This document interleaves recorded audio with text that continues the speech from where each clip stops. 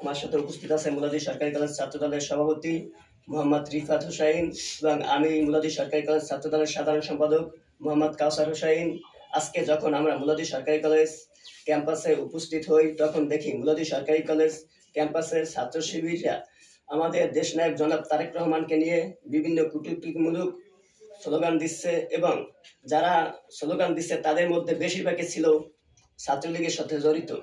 আমরা তাদেরকে যখন এই বিষয় নিয়ে অবগত করি যে ভাই আপনারা এগুলা কি করছেন, তারা তখন আমাদেরকে ক্যাম্পাসে ঢুকতে বাধা দেওয়ায় আমরা মুলাদি উপজেলা ছাত্রদলকে যখন অবগত করি, যেমন মুলাদি উপজেলা ছাত্রদলের আহ্বায়ক এবং সদস্য সচিবকে অবগত করলে তারা অনেক নেতাকর্মী নিয়ে আসে এবং আমরা মিছিল নিয়ে যখন মুলাদি সরকারি কলেজ ক্যাম্পাসের দিকে যাই তখন তারা মুলাদি উপজেলা ছাত্রদল এবং কলেজ ছাত্রদলের উপর অতর্কিতভাবে হামলা চালায়। এই হামলায় মুলাদি সরকারি কলেজ ছাত্রদলের সিনিয়র যুগ্ম সাধারণ সম্পাদক মোহাম্মদ ইয়ামিন হোসেন সহ বেশ কয়েকজন গুরুতর আহত হয় এবং তাদেরকে মুলাদি স্বাস্থ্য কমপ্লেক্সে তারা ভর্তিরত অবস্থায় আছেন।